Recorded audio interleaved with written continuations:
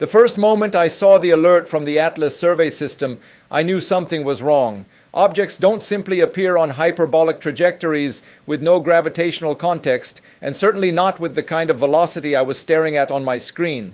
The orbital solution updated in real time, each refresh pushing the numbers farther beyond what celestial mechanics could account for. The designation came quickly. 3I/ATLAS, the third confirmed interstellar visitor to our solar system. But even that label felt insufficient. This thing wasn't just foreign, it was behaving with intention. I watched as its predicted path threaded an impossible needle, deviating subtly every few hours, small, graceful corrections, as if the object were reading the gravitational landscape and choosing the most efficient line through it. That alone could have kept me awake for a week. But the data stream from the spectral analysis cracked open something deeper, something far more unnerving. Low-frequency radiation pulsing in intervals that strongly resembled engineered patterns rather than natural emissions. The signatures were coherent, stable, and powerful, orders of magnitude stronger than any cosmic background fluctuation. Nothing random produces that kind of structure. Within the first hour of analysis, the danger became obvious. Its trajectory intersected directly with the operational altitudes of GPS, GLONASS, Galileo, Beidou, an entire shell of satellites forming the nervous system of the modern world. Its closest pass would occur in roughly 72 hours. That alone was catastrophic. But the combination of extreme velocity, shifting trajectory, and electromagnetic anomalies suggested something far more complicated than a rock or comet sweeping through our system. The object was interacting with the environment. It was responding to it. I presented these concerns to the small advisory group I'm part of, a network of scientists who track anomalous interstellar events. Half of them shrugged. The other half stared silently at the frequency graphs, their brows tightening with the same realization creeping over me. If that radiation changed amplitude or bandwidth during its crossing, it could threaten any electronics in the vicinity. Not destroy them physically, just overwhelm their systems, push them outside operational tolerances, corrupt their timing oscillators. GPS relies on exquisite precision. Disturb the clock by a microsecond, and position data unravels everywhere on Earth. But before any consensus formed, the situation escalated. One of the American GPS satellites, Block 1IF, went dark. No telemetry, no heartbeat, just a sudden drop off the network, as if someone had pulled the plug. Within minutes, a European Galileo satellite exhibited the same failure. Orbit tracking confirmed each spacecraft had been nudged gently but unmistakably out of position. No debris, no collision. A force without contact. The official explanation came quickly, almost suspiciously fast. An extremely rare solar disturbance, a technical malfunction. I disagreed immediately. The solar monitors showed nothing. My calculations pointed to a localized burst of energy aligned perfectly with 3I/ATLAS's approach vector, a small but concentrated shock delivered like a precise flick of the finger. I published a preliminary internal report proposing that the low-frequency emissions were interacting with the satellite's electronics, creating a variable magnetic field capable of inducing microcurrents and forcing a cascade failure in their circuits.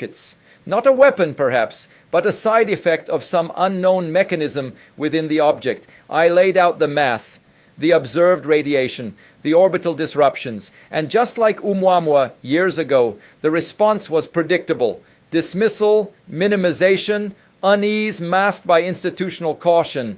But the truth was right there. Uncomfortable, yet undeniable.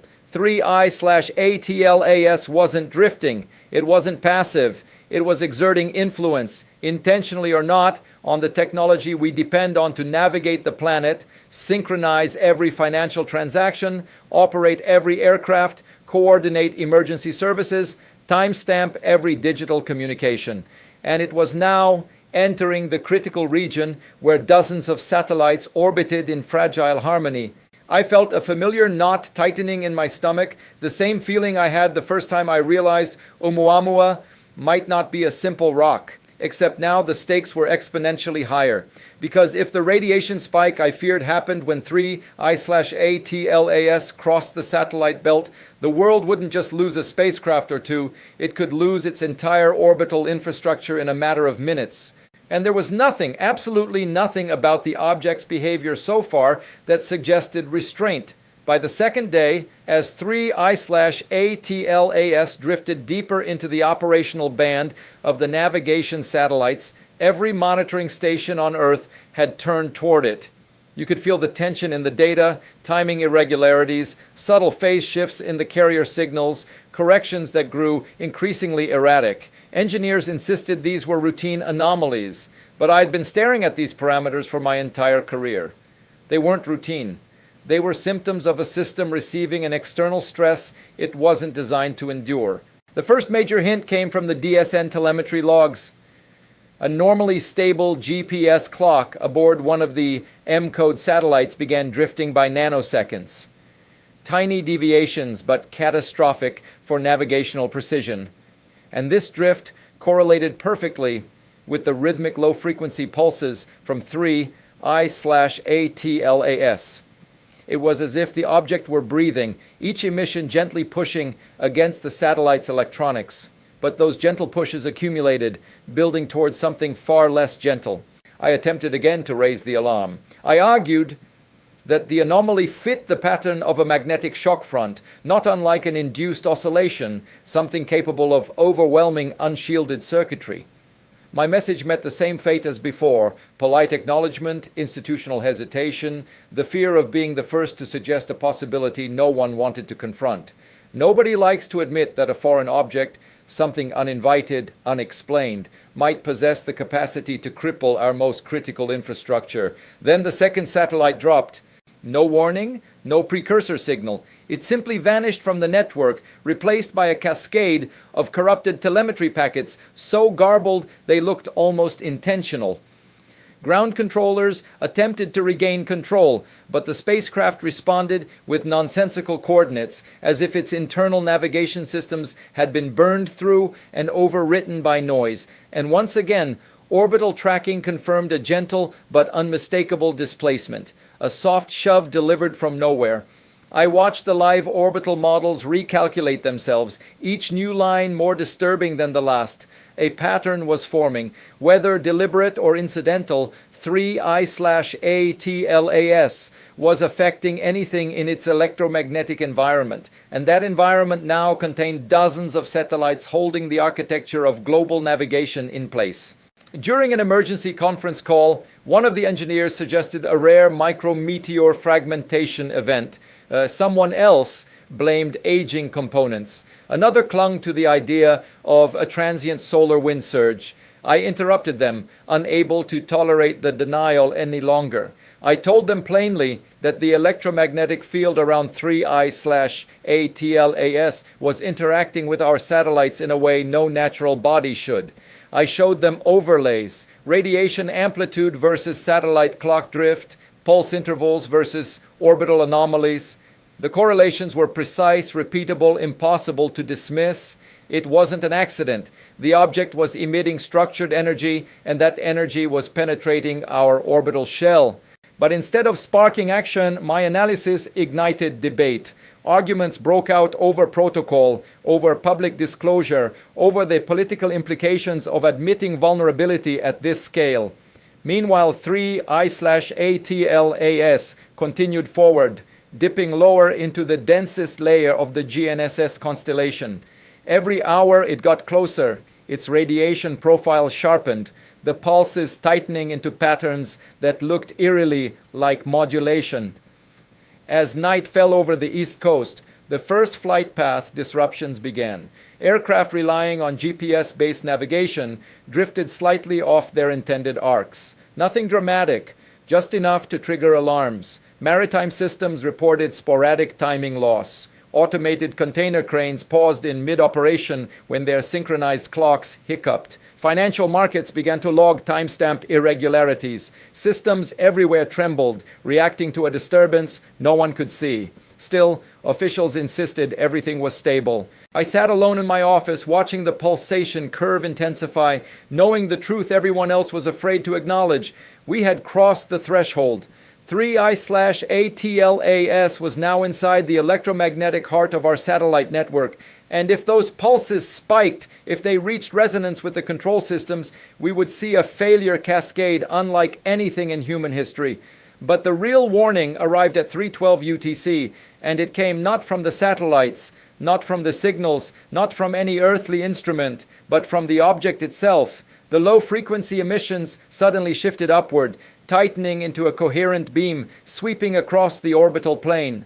A precursor, a countdown. Something was about to happen, something far more destructive than the isolated failures we'd already witnessed. The moment the emissions from 3I/ATLAS narrowed into a coherent beam, the atmosphere inside every mission control center on Earth shifted. Even without saying it out loud, every scientist monitoring the object felt the same instinctive dread. This was no longer passive interference. This was escalation. The pulses were sharpening, aligning with a frequency band, dangerously close to the timing oscillators that kept the global satellite network synchronized. I watched the amplitude climb in smooth, deliberate steps, like a device warming up.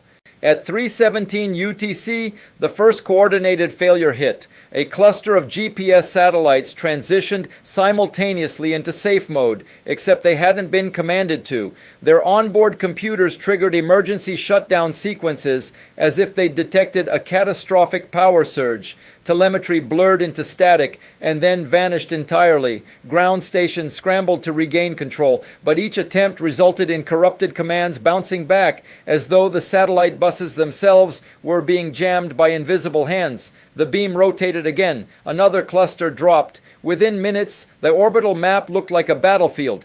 Red icons replaced green ones as Galileo and GLONASS units succumbed. Beidou followed. It was systematic, a sweep along the orbital plane, each satellite failing seconds after being brushed by the radiation spike.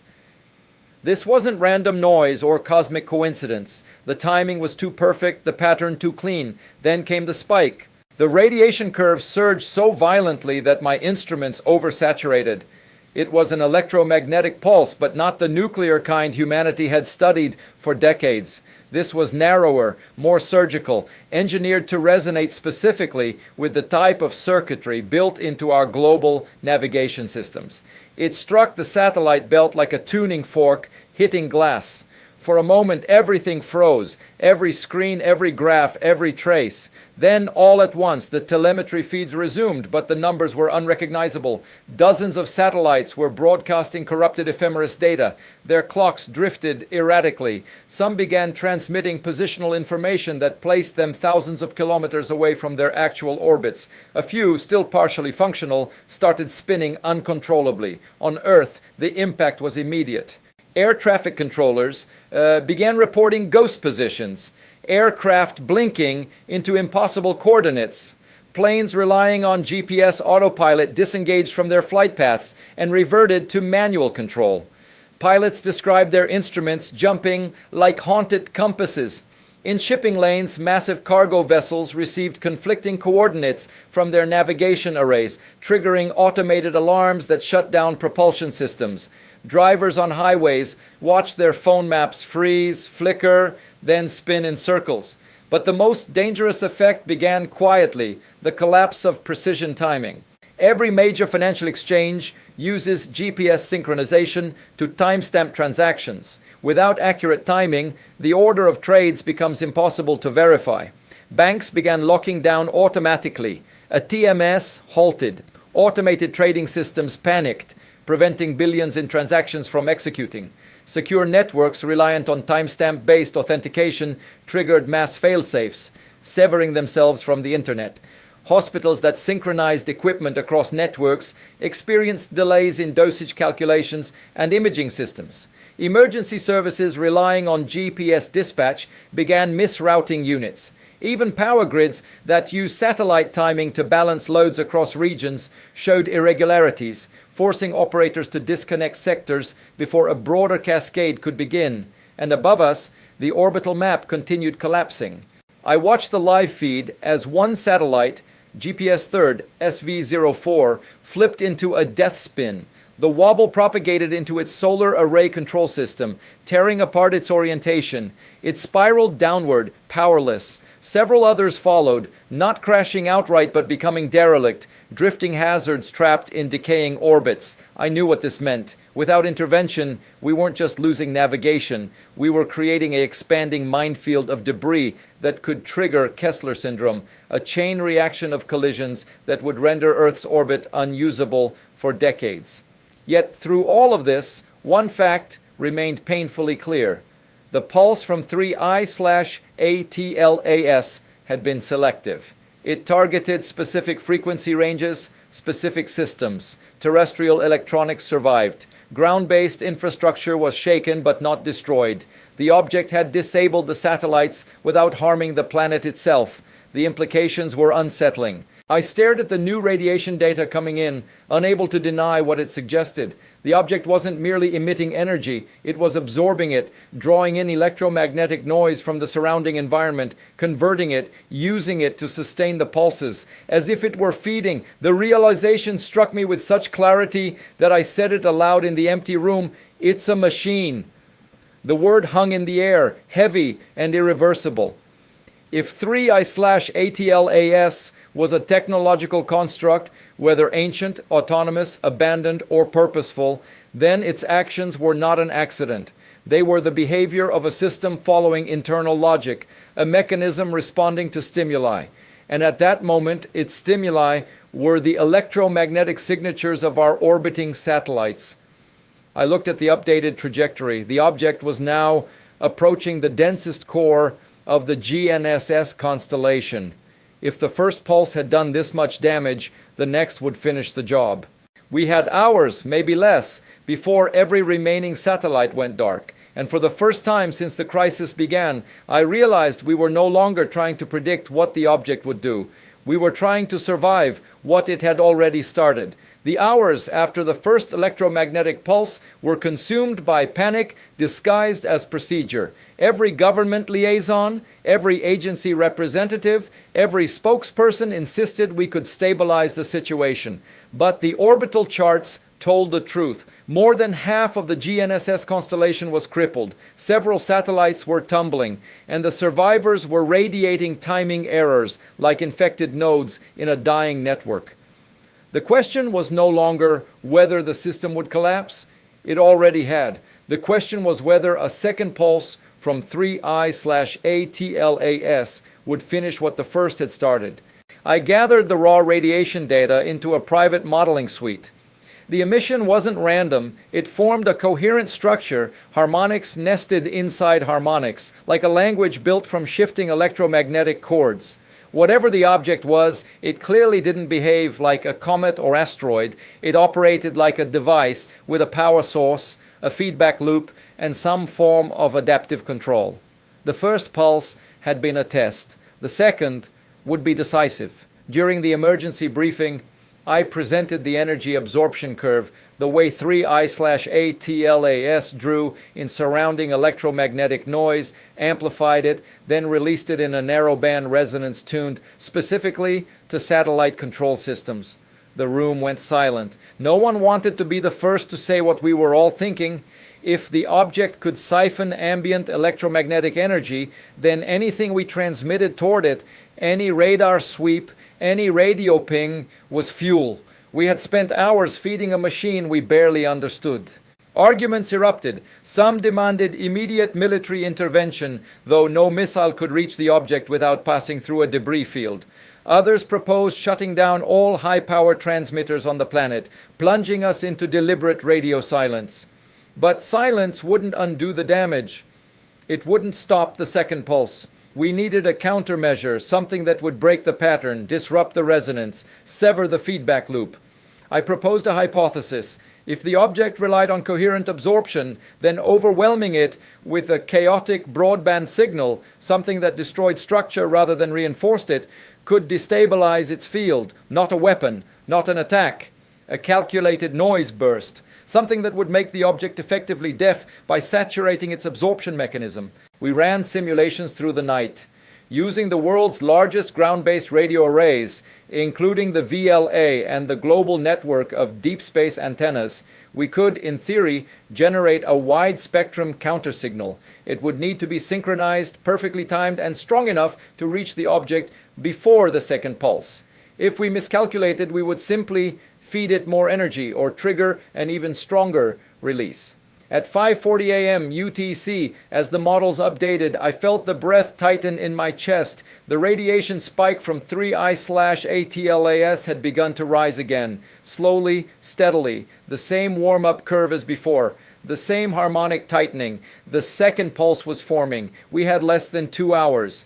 The Crisis Council authorized the countersignal plan. With the speed of people who understood they were out of options, engineers at global radio observatories rerouted their systems. Antennas rotated, power systems primed. Vast segments of the global communication network went dark to prevent interference. For a brief moment, humanity became a single, synchronized transmitter. I watched the countdown as our systems aligned with the object's resonance profile. We had one chance, one moment to fire the signal at the exact point when the object reached the absorption peak. Too soon, and it would adapt. Too late, and the second pulse would detonate through the satellite belt, eradicating what remained. The emissions from 3I/ATLAS climbed into a piercing coherence. The graphs on my screen narrowed into a perfect needlepoint, an unmistakable sign that the pulse was seconds away. My hands hovered above the console, waiting for the final amplitude marker. The room around me vanished into quiet concentration. Then the marker hit. I issued the command. Around the world, every configured radio array fired simultaneously. A roaring burst of broadband electromagnetic chaos surged toward 3I/ATLAS. A tidal wave of signal designed not to destroy, but to drown. For a moment, nothing happened. The object's radiation field continued sharpening, tightening, preparing to release the second pulse. Then the curve faltered.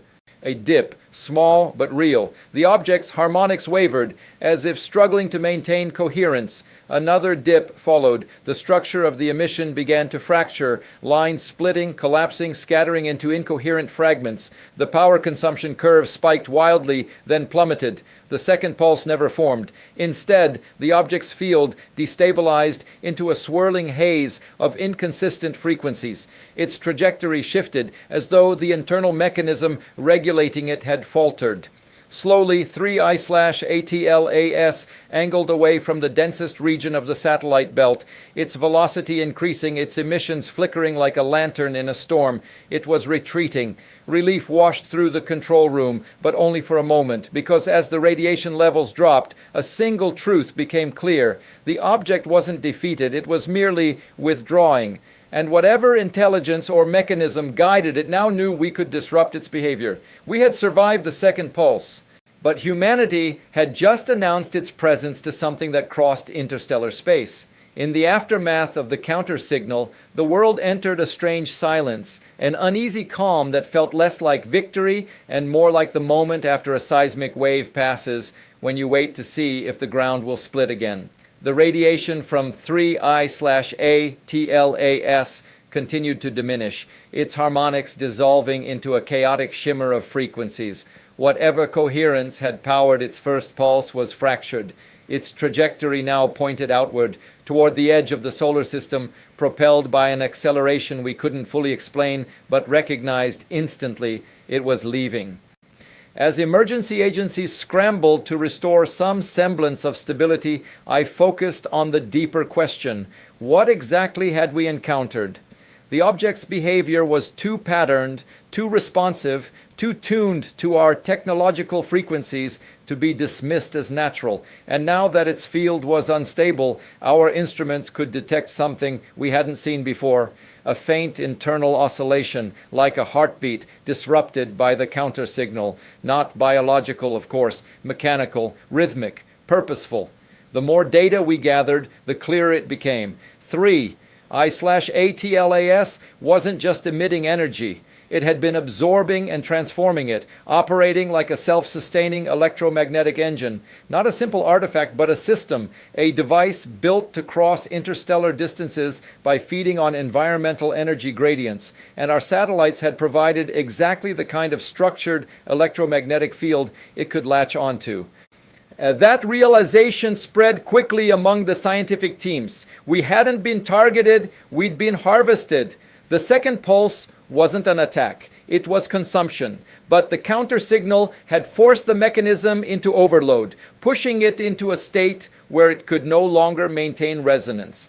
We hadn't destroyed the machine, we had simply saturated its intake the way you might stop a pump by flooding its pressure valves. And now, deprived of coherence, it had no choice but to retreat, continuing its interstellar journey in a damaged but functional state. Still, the consequences were enormous. Rebuilding the global satellite network would take years. Some satellites were salvageable, most were not. The world's dependency on precision timing had been laid bare, revealing a fragility we had ignored for decades. Airlines were grounded for nearly 48 hours. Maritime operations slowed to a crawl. Financial systems limped along under emergency protocols. The cascading failures had exposed a truth more unsettling than the object itself. Civilization had wrapped its spine around a system never built to withstand the unknown. Weeks later, as committees formed and nations argued over responsibility, one consensus finally emerged. Humanity needed a defensive framework, not against weapons, but against interstellar physics. Natural or artificial objects like 3I/ATLAS would not be rare forever. The cosmos was full of wanderers. Some would pass harmlessly. Others, like this one, could unravel everything by accident. That's when the proposal took shape, a coordinated global program dedicated to detecting, cataloging, and preparing for interstellar intrusions, no matter how small or improbable. A new discipline, a new infrastructure, a new way of thinking. We called it the Interstellar Defense Initiative, but unofficially it gained a simpler name, the Atlas Protocol. On the day the charter was signed, I watched the final telemetry packet from 3I/ATLAS fade as the object slipped beyond the Kuiper belt. Its emissions had quieted to a whisper, barely distinguishable from background noise. It would drift for centuries, maybe millennia, before encountering another star. Before disappearing entirely, its last signal flickered in a broken pattern. Fragments of the harmonics we had disrupted. Not a message, not communication. Just the dying echo of a mechanism wounded by our intervention. Yet I couldn't help but feel a sense of symmetry. We had seen it, it had seen us. And through that encounter, violent, accidental, transformative, we had learned something crucial. The universe is not empty. It is active, dynamic, filled with phenomena and technologies older than our civilization. As 3I/ATLAS vanished into the black, I realized something unexpected. Fear had driven us, but curiosity would guide us forward. The next time an interstellar object crossed our path, we would be ready, not to destroy it, but to understand it, and perhaps one day to answer the question it had left behind.